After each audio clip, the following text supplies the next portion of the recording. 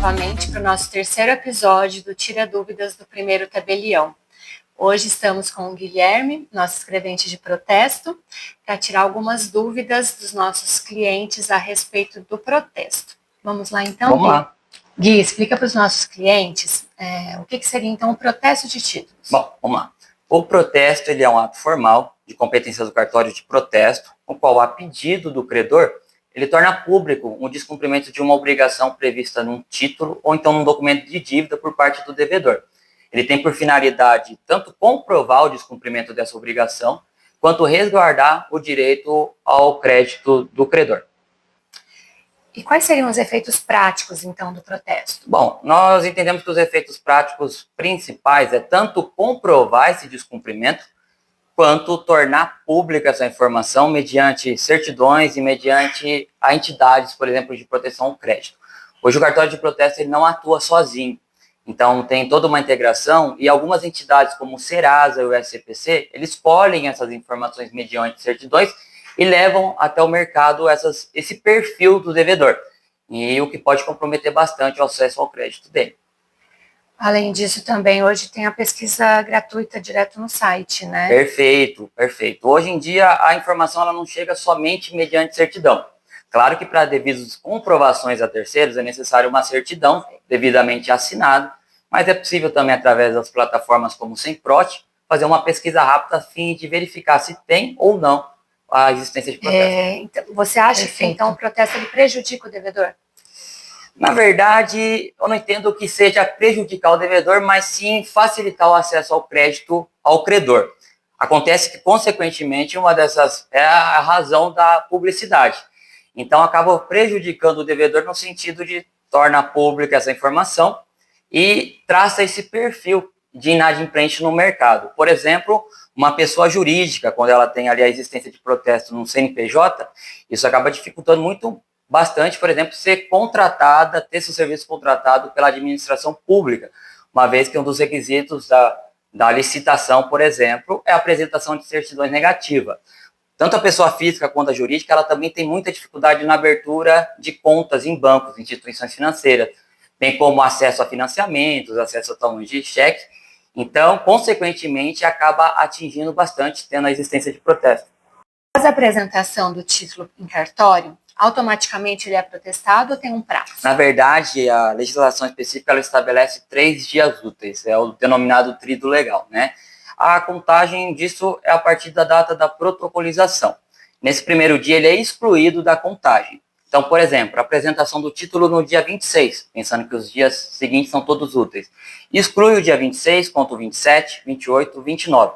Ao findar desse período, se o título ele não for solicitado a retirada por parte do credor, se ele não for pago pelo devedor e nem solicitada determinada uma sustação por parte de um juiz, esse título ele é protestado ao findar desse dia. O boleto que as pessoas recebem, né, pode ser protestado? Bom, o boleto, na verdade, ele não é um título de crédito, ele é um meio de pagamento, né? Contudo, o boleto geralmente ele é fruto aí de uma relação comercial, de uma prestação de serviço, que foi emitida uma nota fiscal. As informações da nota fiscal ela pode ser alimentada, uma duplicata mercantil ou de serviço, isso sim é um título que pode ser apresentado em cartório. Hoje também existe muito convênio entre os fornecedores de serviços, enfim, e os bancos. Então, através do banco é possível apresentar um boleto fazendo a indicação das informações ali constante. Então, dispara para o banco a existência de um débito em relação àquele boleto e o banco, por indicação do qual o credor lhe assume a responsabilidade que detém os documentos que deram origem à dívida, pode ser apresentado de forma digital ao cartório. São as famosas duplicatas mercantis e duplicatas de serviço por indicação. Perfeito, por indicação, é isso mesmo. O protesto ele pode ser feito sem um aviso prévio ao devedor? Bom, na verdade a norma ela insiste ainda na intimação pessoal do devedor. Contudo, se frustrada todas as tentativas, esgotadas as possibilidades de intimação pessoal, ela autoriza também a intimação via edital. Existem algumas dos requisitos a ser cumprido, por exemplo, a existência do endereço, contudo não localizado, a parte, ou então recusada, é uma das causas, é possível fazer a intimação via edital. Essa intimação ela é tanto afixada, essas informações dela no quadro do cartório de forma física, quanto publicada nos jornais específicos de protesto de forma digital. Hoje, então, se a pessoa quiser acesso a um edital, está no site, Perfeito. correto? Seja pelo site do cartório, que manda um link através da plataforma do Semprot, consegue verificar através do CPF, CNPJ, se existe algum título em aberto, em edital, para que possa resolver um cartório antes mesmo de ser protestado. E desconto? Eu consigo ter desconto no pagamento do meu título direto no cartório? Então, veja bem, embora o cartório ele atue como um intermediador dessa execução, dessa cobrança extrajudicial, as possibilidades de descontos, parcelamentos é diretamente com o credor. Feito isso com eles, a gente depois faz os cancelamentos mediante autorização dele. E como que funciona, então, esse cancelamento do protesto? Pegando um gancho aí. Legal. Ó, o cancelamento ele é um ato seguinte ao protesto, né? O título não foi pago, ele ou foi lavrado o protesto. Posteriormente, foi resolvida essa questão do devedor junto ao credor. Ou então, o cancelamento é necessário uma carta de anuência, uma declaração de anuência do credor, que o título está devidamente pago, e ele não se opõe ao cancelamento do mesmo. Na verdade, essa carta ela tem alguns requisitos mínimos, como a qualificação das partes, a qualificação do título e a declaração de não oposição ao cancelamento. Ela pode ser tanto assinada fisicamente pelo representante, pelo próprio credor ou então pelo representante, se for uma empresa, e reconhecido firma. A segunda opção, essa carta ela também pode ser de forma digital, assinado digitalmente, um certificado válido que nós consigamos verificar fielmente ali a autenticidade dessa assinatura.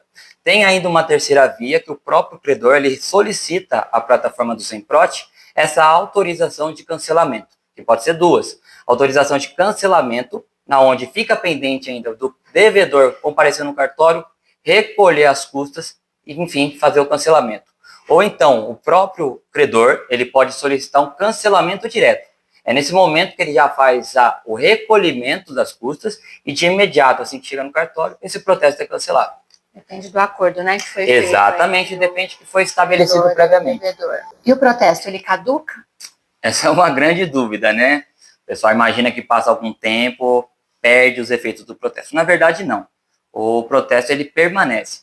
A grande questão que o pessoal muitas das vezes confunde é que algumas entidades, por exemplo, o Serasa, eles têm um certo limite de tempo para tornar pública aquela informação. E é de regra ali pelos 5 anos.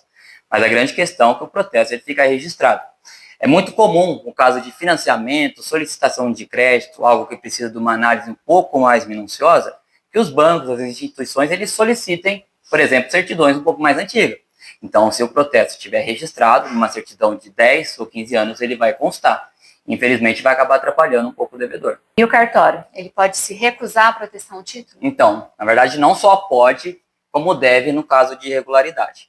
É dever do tabelião prezar pela veracidade do documento e questões formais quando da análise. Assim que nós recebemos um título no cartório, o setor responsável faz a qualificação desse título e verificação.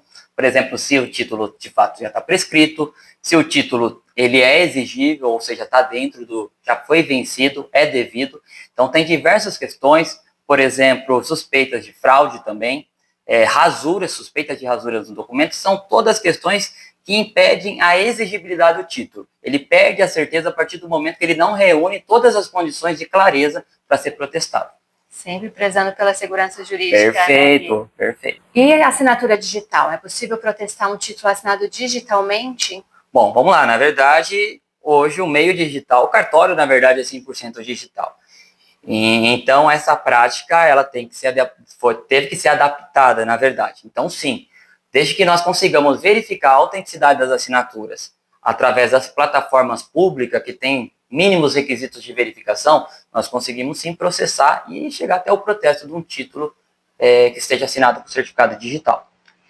Quanto tempo leva se eu fui protestada? Aí eu venho aqui no cartório e realizo o cancelamento. Quanto tempo leva para eu limpar o meu nome? Perfeito. Na verdade, o cartório, após o momento do cancelamento, de imediato, já não consta mais esses registros de forma pública. Então, após feito o cancelamento, se você solicitar uma certidão de protesto, imediatamente não vai constar mais aqueles protestos que foram cancelados. Contudo, tem algumas outras plataformas que elas levam um certo tempo para se atualizar. Plataforma do Serasa, do SCPC, que tomam essas informações do cartório mediante certidão. Então, o tempo de atualização é em torno ali de 72 horas úteis, mais ou menos. Então era isso, gente. Muito obrigada, Muito Guilherme, obrigado. pelas suas explicações. Espero que tenham sido úteis para os nossos clientes. Se ficou alguma dúvida, mande uma pergunta aqui. Estamos sempre à disposição para esclarecer e ajudar. Muito obrigada. Obrigado.